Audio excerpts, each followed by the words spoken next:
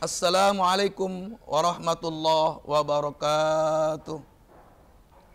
Alhamdulillahilladzi syarrafa wa faddala Ramadan bilailatul qadr. Wassalatu wassalamu ala nuril anwar wa sayyidil mukhtar wa ala alihi wa ashabil akhyar. Amma ba'd. Faqad qala Allah Ta'ala fil Qur'anil Karim. A'udzu billahi minasyaitonir rajim. Bismillahirrahmanirrahim. Inna anzalnahu fi lailatul qadr. Wa ma adraka ma lailatul qadr. Lailatul qadri khairum min alfi syahr. Tanazzalul malaikatu warruhu fiha biizni rabbihim min kulli amr. Salamun hiya hatta matla'il fajr.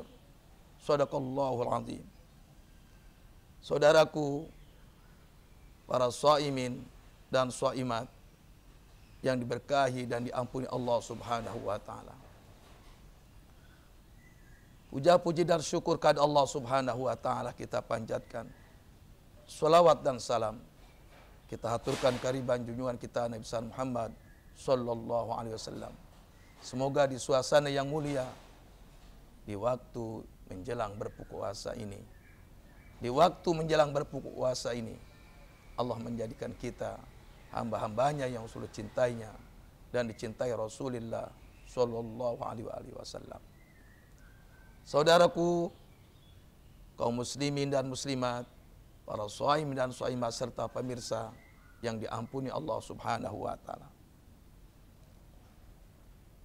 Fase kedua Ramadan yang Allah berikan ampunan telah berlalu, telah kita lewati, dengan harapan semoga seluruh amalia Ramadan kita, baik di siang hari maupun Ramadan, Allah terima, Allah ridhai, dan Allah berikan kita pahala yang berlipat-lipat ganda. Amin ya rabbal alamin. Saudaraku, memasuki fase yang ketiga, bahwa kita berada di aidkum minan nar, pembebasan diri kita dari api neraka. Kita pernah mendapat penjelasan dari almarhum al-maghfurlah Kyai Haji Zainuddin MZ. Ibaratkan peserta yang ikut baik melaksanakan puasa Ramadan atau qiyamul lailnya bagaikan sebuah perlombaan sepak bola. Menjelang 10 terakhir sebagai hari-hari final,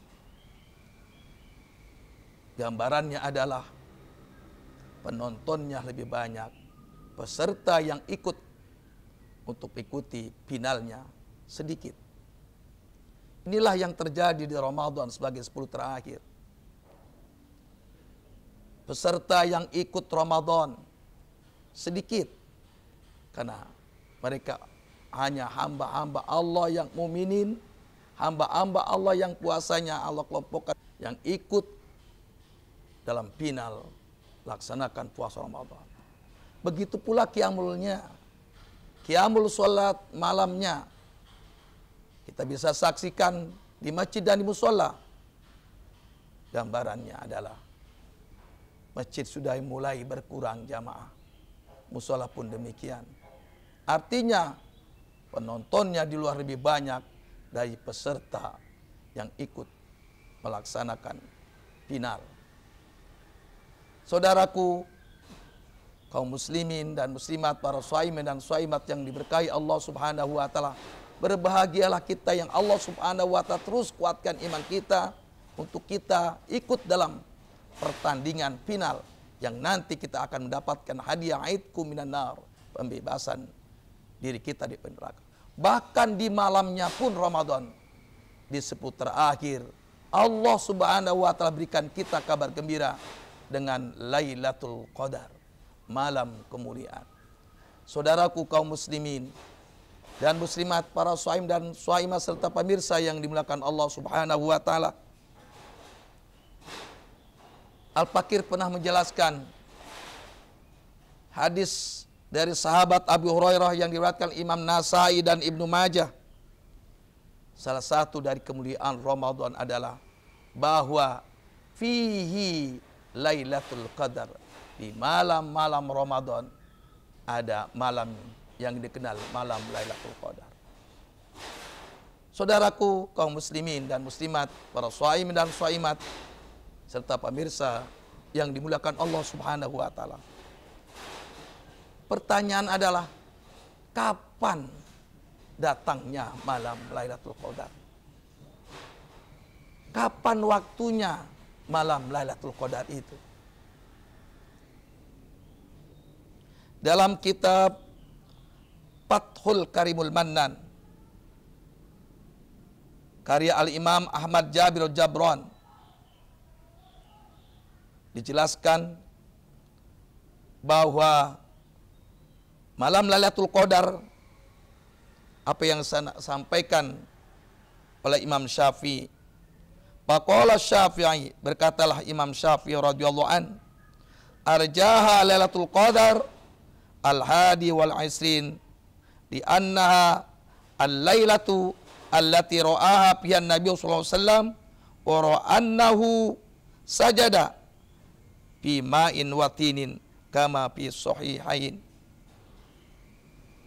Imam Syafi'i menjelaskan arjaha, bahwa yang lebih kuat datangnya malam Lailatul Qadar itu adalah di malam 21. Karena pada malam itu Rasulullah SAW pernah mendapatkan atau melihat Lailatul Qadar, dan Nabi pada saat itu sedang sujud di antara air dan tanah, sebagaimana yang diriwayatkan Imam Bukhari dan Muslim.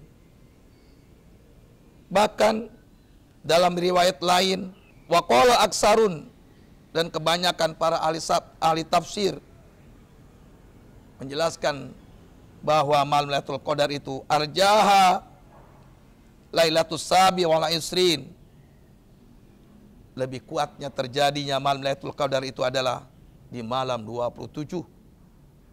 Wa zakarulaha munasibatun dhaifatun, walau mereka menyebutkan kecocokan ini sangat lemah. Sebagaimana yang diriwayatkan, hadis yang diriwayatkan oleh Ibnu Abbas radhiyallahu an, anna suratal qadri salasuna kalimatin. Anna suratal qadri salasuna kalimatan. Bahwasanya surah Al-Qadar ada 30 kalimat. Wa kalimatun hiya, dan kata hiya di suratil mazkurah, dalam surah Al-Qadar itu dari mulai inna anzalna sampai hiya berjumlah 27 kalimat.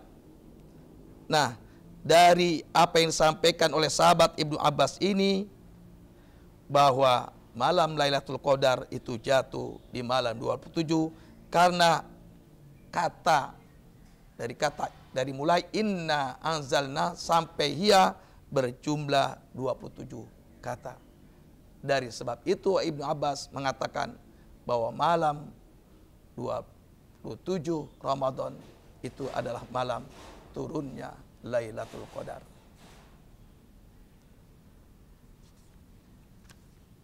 Dalam kitab yang sama pun Ibnu Abbas pun mengomentari, dari komentar yang kedua, annau qala Lailatul Qadri tis'atu ahrufin.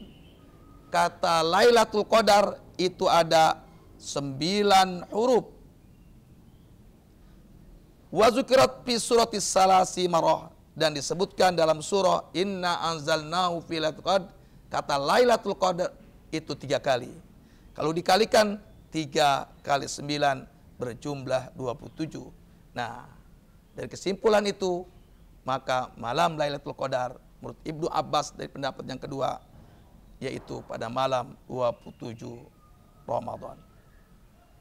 Saudaraku, para shaimin dan shaimat yang dimuliakan Allah Subhanahu wa taala, berapapun di malam 10 terakhir ganjil datangnya Lailatul Qadar, apa itu 21, 23, 25, 27, 29, yang terpenting adalah kita beriltimas, berusaha menanti datangnya Al-Quran, datangnya Lailatul Qadar dengan kita beriktikaf di masjid. Semoga Allah Subhanahu wa taala memudahkan demi kita untuk bisa berintimas Lailatul Qadar, dan Allah anugerahkan kemuliaan dengan Lailatul Qadar kepada kita, sehingga Allah muliakan kita di dunia dan di akhirat. Al-Fakir mohon maaf. Wallahul muwaffiq ila aqwamit thoriq. Wassalamualaikum warahmatullahi wabarakatuh.